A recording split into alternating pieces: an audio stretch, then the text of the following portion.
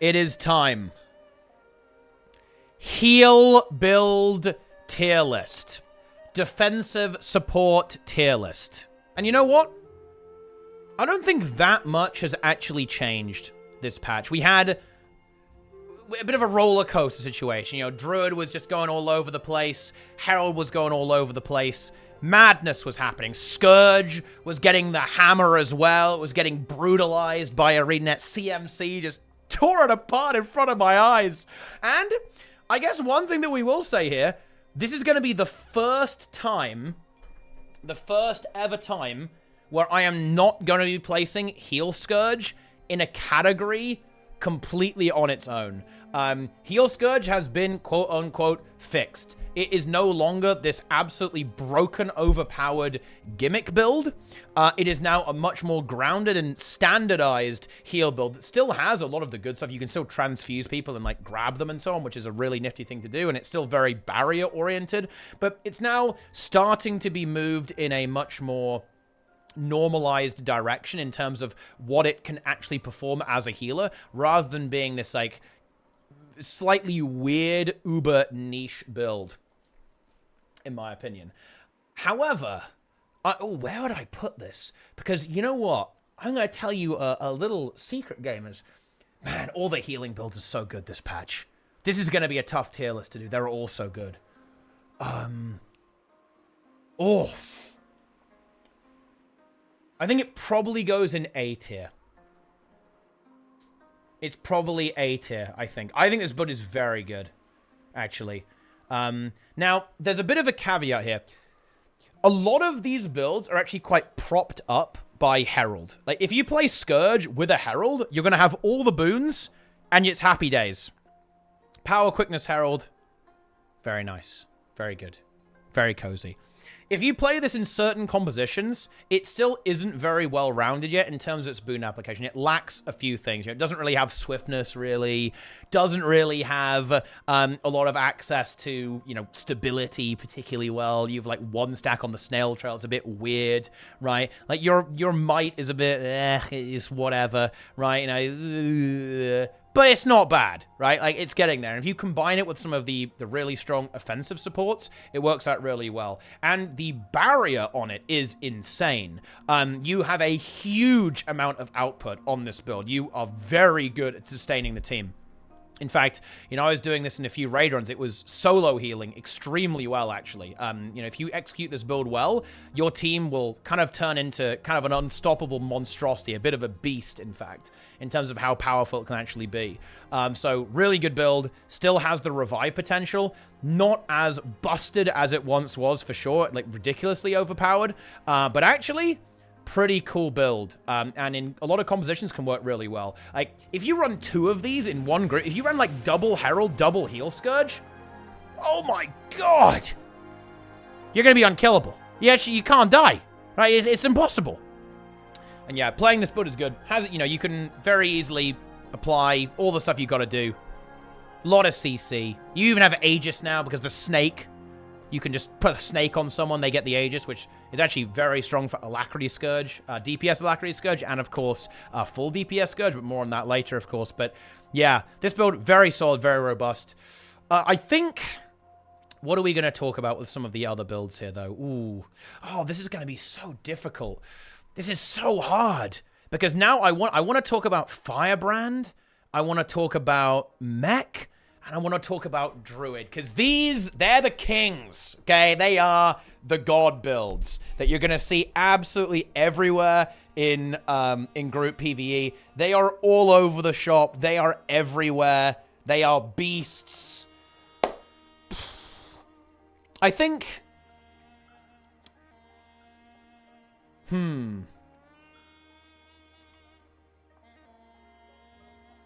I think they all have to be S tier, I think.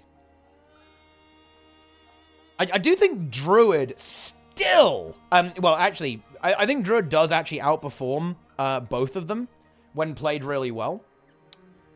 But they're all very good. The mech changes. A lot of people saw the mech changes as heal mech getting nerfed.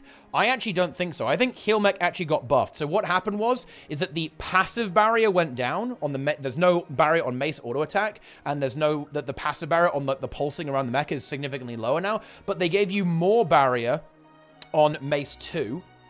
And they also gave you the active barrier on your barrier signet, and your barrier bursts were really high. And honestly, the new mech passive, Mechanical Genius, while it's a bit annoying in my opinion with the radius, I still think it's actually very, very good. In terms of, it's still like much easier and less annoying to play around in my opinion than the previous one where you would lose stats. So I'm not a huge fan of even that trade-off existing, but it is what it is. However, I think Druid is still pulling a little bit ahead here, but all of these are incredibly good options. Like, Druid might have to go to S+ tier purely because it is the go-to solo heal option. These two builds, you could solo heal with them if you wanted to, but the sheer output of Druid, alongside, honestly, some quite nifty utility changes, like, you know, your Aegis application is really nice now. Your stability application is significantly more convenient now as well in your Glyph of Equality. And you can do all of that while still applying great might output, great protection output. Regeneration is even better, actually. Regen is so strong, actually. It's gonna have to go up because they actually did buff Druid a fair bit. It was one of those builds that really struggled with the numbers previously. It had some kind of messy numbers. You know, the alacrity duration wasn't quite up there yet. The might application was a little bit iffy pre-patch before we went into the kind of like the updated hotfix patch very recently. Druid is S+ tier. It is still the god healer. It is the god healer. Solo heal, alac, amazing utility, perfect at handling basically every mechanic in the entire game. Very exciting stuff, actually. Very, very nice. Druid is good. And actually, I saw someone mention this build in the chat, and I've got to say they're completely correct. A surprise addition, but a welcome one to S tier. Oh yeah. It's Heal Herald. I think this build is hot right now. I love it. 25 might for free, perma protection, giga strong regen all over the place. You've got swiftness, you've got the fury, amazing CC. It is unkillable. It is the tankiest heal build ever. Well, maybe Scourge is a bit tankier, but it's up there. Okay, you're unkillable. You can actually very freely flex between your healing legend, Ventari, and your glint legend too. You're not as kind of forced to rotate nearly as much as you used to be able to. You got the projectile reflect. You have resistance now, and check this out. If it's a low pressure fight, you can go Chalice and give stability. But how about this? Sneaky patch, they added stability to the elite skill inventory now. So if you blow up your tablet, you actually give AoE stability. It does have a delay on it, so you certainly have to get used to that and be good at predicting when you need to apply it. And it doesn't have the colossal radius of 600 like some of the other stability appliers have. But actually, in my opinion, pretty good. You know, you can get a lot of value out of it. It's 3 stacks. You also have resistance application on that elite skill as well. The only thing Herald is missing is Aegis. But I think in a lot of ways, it more than makes up for it, I think, with how incredibly good its boon and healing output. Everything it does is 600 radius. It is one of the most reliable, strongest output healers in the game right now. And I really think that the quickness rework away from Draconic Echo and onto channeling quickness and getting that 1 second pulse of quickness massively helped this build. This build is very good. Really, really, really, really, really good. And yeah, I cannot overstate how good all of your boons being 600 radius really is. It makes it so reliable and so consistent, even in very hectic and chaotic encounters. Heal Herald, really good right now. Again, it's a long time coming, actually. This is a build that I've kind of always said, yeah, it's really nice, but it's not quite there yet. Well, welcome to there yet. We've now officially arrived. And one thing that is also good about it is that it does have the ability to ranged heal. One weakness that ArenaNet are putting into some of their builds, I think, when it comes to healers, is that not all of them have the ability to heal at range super well. I think Mechanist is a notable example of this. It's much better when you're in melee near allies because of your medkit and so on compared to at ranged. Whereas Herald, you have the tablet. So you can be tanking a boss and moving the tablet and healing people with it. Or simply pulsing boons to people in a 600 radius while you're simply performing a mechanic or healing at the same time. And the duration on this stuff is so good. Seriously, you will apply 30 seconds of every boon to your entire party.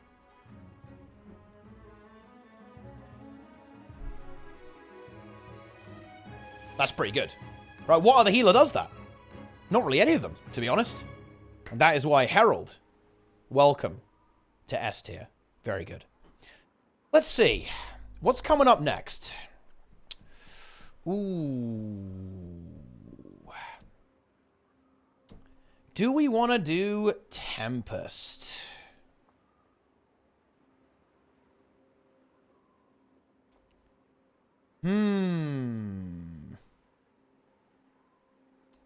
Where does Tempest go? Has Tempest been power crept?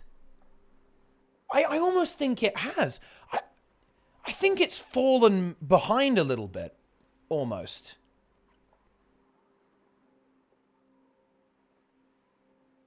Because it hasn't really been changed that much. And a lot of this stuff has got very good. I think it's probably still in an A tier situation.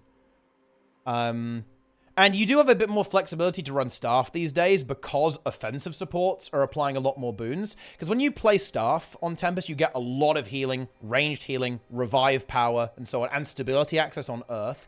But what you do lose is you lose access to raw boon application, which used to be more of an issue. It's now less of an issue. So you have a bit of flexibility in what you can run there, which is definitely pretty nice. The build does lack CC, in my opinion. I don't think its crowd control is particularly good. However, it does have access to all the good stuff. You can take stability, you can take Aegis relatively easily on the build. You have very strong healing, some of the best sustained healing in the entire game. It is colossal if you're on staff. The alacrity duration did get buffed on this build too, so this does give you a bit more flexibility on staying in certain legends. I think you are still a little bit less flexible, in my opinion, because you are still kind of bound to a rotation of sorts as you go through your legends. However, you will get to 30 seconds of alacrity on your team pretty quickly now, only after a couple of rotations, and that does give you some breathing room with staying in Earth for a bit longer, or staying in water for a bit longer if necessary. So that is the good news. However, I do still think that the lack of flexibility is still a bit of an issue here, and also I think power creep has kind of left Tempest behind a little bit, I think, from a PvE context. Just a little bit, not much, just a little bit. Just a little bit. Overall.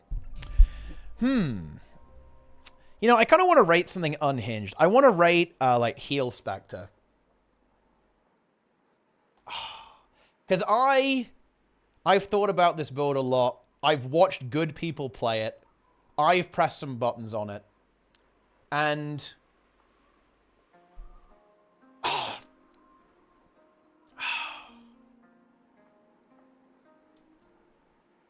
Heal Specter is really getting there now.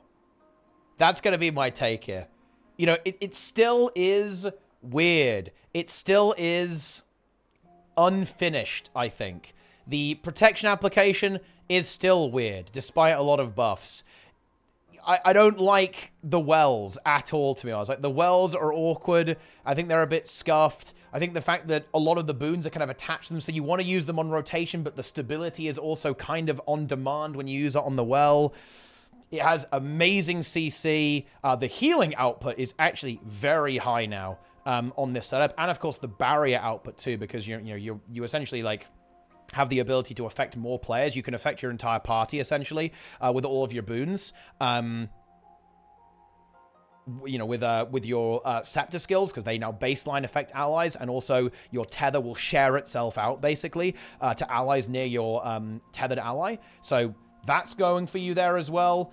But I think it's still too awkward. It still doesn't really have a super exciting third trait line overall. However, the amount of barrier application that it has and can bring to the table is very notable. You can't just ignore something like that. It cannot be ignored. And I think a lot of the recent changes are really pushing it in the right direction.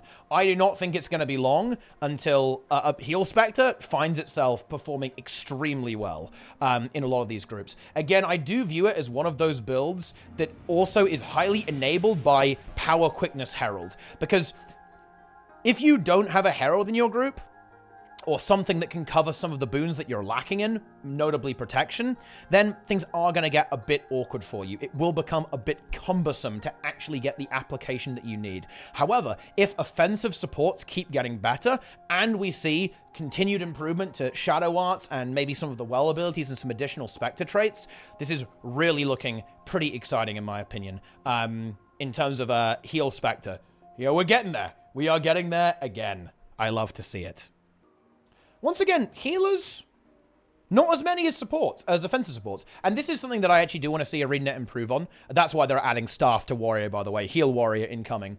There needs to be more diversity in the amount of heal builds. If, you know, the amount of builds we had for the offensive support list was crazy, right? And to its credit, let's talk about Heal Scrapper, actually, while we're on the topic. Because Heal Scrapper, next patch, or rather in the expansion, when you can use Mace, that's actually not bad. I actually played it a lot in the beta. It was one of the builds that I played the most in the beta, was Heal Scrapper. And with Mace, it was actually pretty good. I do still think that it needed a little bit more work, but you really could apply a huge amount of quickness. The application on that is great. It works, in my opinion, a lot less. It's a lot less annoying to play than the DPS quickness scrapper build, because the Mace just kind of naturally fits in with that combo finisher really well. And having that barrier was also super nice alongside the other stuff. It meant that your function gyro was totally free for usage. I do still think that utility skills I found them very competitive. It was quite hard to fit in all of the skills that I wanted onto my bar. But Heal Scrapper is definitely getting there, in my opinion. I really want to see them give it some more boon access. Probably needs to get Aegis at some point. Just going to have to bite the bullet and give it some Aegis. I think its protection uptime also needs to be improved as well, just across the board. And also Might. Its Might application, it's so annoying. Like, you have to sacrifice so much to give good Might application. Scrapper, I think Scrapper in general, but definitely Heal Scrapper needs some way to do that in an efficient manner.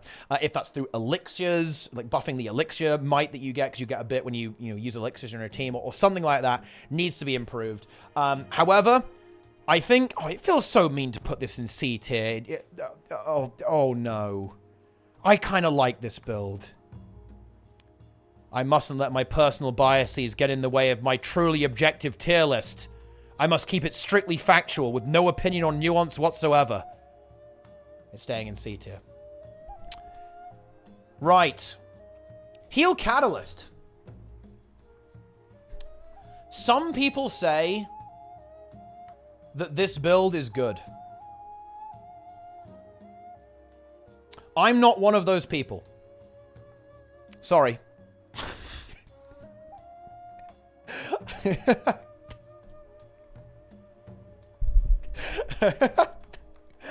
I don't think this build is... this build's that good. Yeah, I don't know. I think everyone who thinks this build is good is they're on copium. They're on insane copium, I think. It's C tier. I think it's better than Heal Scrapper, but it's not that good. Actually, it might be somewhat comparable to Heal Specter, I think. I think maybe putting in C tier is a little bit mean. Maybe it's too generous for B tier. It's close. I guess it's significantly better than Heal Scrapper in my opinion. But no, it's not. Ooh, it's not as good as Heal Specter, actually. Huh, that's not something you say every day, is it? Nah. Oh, it's weird, actually. I might have to put, like, Scrapper in... Do I have to put Scrapper in D tier? Oh, no. I think I do. Oh, no. No. That kind of makes me sad.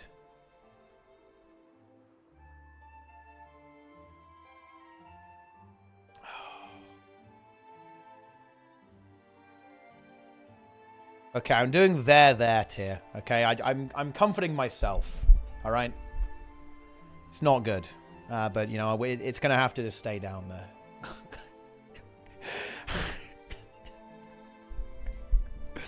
But yeah, I think that makes a little bit more sense. You know, this makes a bit more sense. Yeah, I can see where we're going with this. Yeah, okay. All right, fine. All right. Renegade.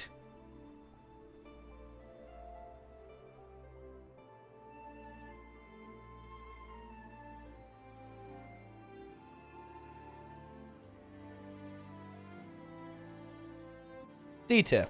There tier. People want this build to exist so bad. Seriously, there are so many people who are like, man, I want to play heal Renegade. Give me heal Renegade. And you know what? I hear you guys. I respect it. But, bad news. ArenaNet doesn't want you to play this just yet. So unfortunately for you, you're going in there tier. Definitely a popular build. A lot of people like the idea of it, the heal Renegade. But it's bad. And yeah, that's that. Yeah. Oh! And an unexpected casualty of war. Heal Untamed. Heal Untamed, guys. It died, actually. It's dead. Because there's no more Fervent Force. So you can't do your cool meme-tastic Heal Untamed build. It is officially dead. We can't even put it on the tier list anymore. How sad is that? That's actually really sad. Unlucky. Before it was a complete meme-pocalypse build. And it wasn't that good, but it was kind of fun. But now it doesn't even exist. Unfortunate. Next up, Heal Chrono.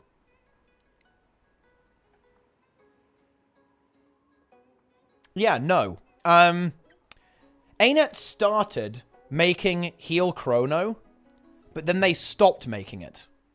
So, you know, that's a mistake. You know, there's something there. There's something that kind of starts off there, but it's unfinished. They didn't do it. You know, it still needs way more. Honestly, I don't even... You know, people say it's almost good. Paint 2D, it's almost good. That is copium, okay? That is insane. Is it really almost good? It's not almost good.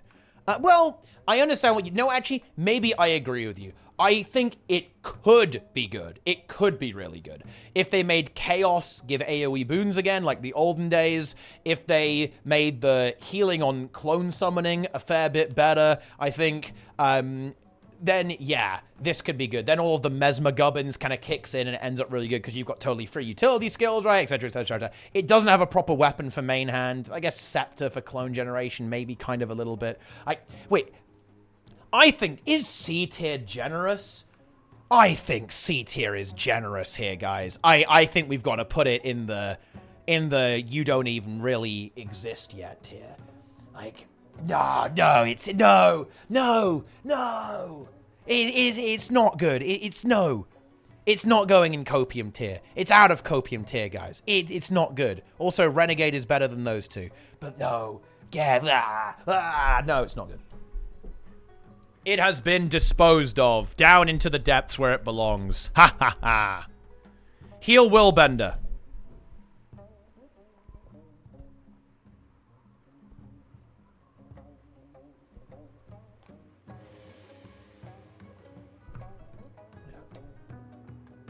I'm sorry. No. This build... It's like... What? Okay, check this out. It's like...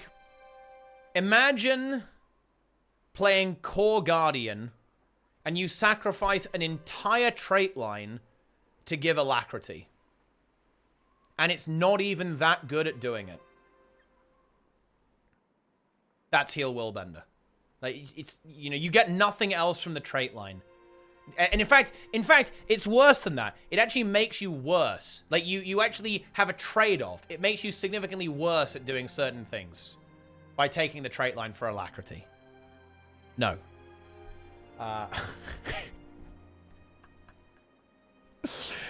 Heal Harbinger. Yeah, no. It's not a thing, okay? It isn't. It's not the, you know what? It's not the worst thing in the world. And it works on very low pressure fights. You can sustain your team, but exclusively on very low pressure fights. Like, if you encounter a fight where there's even any damage whatsoever, you will fold like an origami swan. So, yeah, that's it. What else have we got here? Ooh. I guess we should actually do heal Bladesworn and heal... just heal Warrior in general. I'm actually going to put all of the Warrior specs here. And it's going to be waiting for new weapon. Because that is actually the best way to accurately describe this. You know, Plenix actually says that he's kind of cooked a heal Bladesworn build that could exist if it had a good main hand weapon, and I trust Plenix, but it doesn't have a main hand weapon yet. So therefore, the build is it's raw, it's uncooked currently. So we have to wait for it to cook a little bit. Who knows what's going to happen though? Actually, like when the new weapon comes out, the staff, right? For Warrior, honestly, anything could happen. I think it probably won't be Bladesworn. Wait, because the thing is, Bladesworn won't have access to the burst skill, and I imagine the burst skill will be pretty important. So I think actually heal Bladesworn is just very unlikely. But wow, this is kind of weird. I almost feel like heal Berserker might end up being quite likely, because the primal burst for staff could end up being relatively interesting, maybe. Or maybe a heal Spellbreaker could exist as well. I do think there'll be some need... Oh, no, it can't be Spellbreaker. Spellbreaker doesn't have quickness or alacrity. Yeah, heal Berserker actually might end up being likely with that. Because, again, you know, it's got quickness access. I could imagine Warrior utility skills being improved so they have higher utility. You don't have to worry about damage then on your Berserker either, which is going to be pretty cool, because, of course, right now on Berserker, you're kind of locked into some skills to do damage. Yeah, that could exist. Maybe even Core. I mean, Core could happen as well, of course, right, with just the regular burst skill. But, yeah, that's probably what's going to happen. Yeah, you're going to yell at people and be so angry that they heal. Insane. Absolutely insane. Incredible stuff. And that's all the healers. Certainly, I think, probably the area of the game's balance that, in my opinion, could probably use the most work. It's the, you know, we've seen some incredible diversity in offensive supports. Defensive supports, struggling.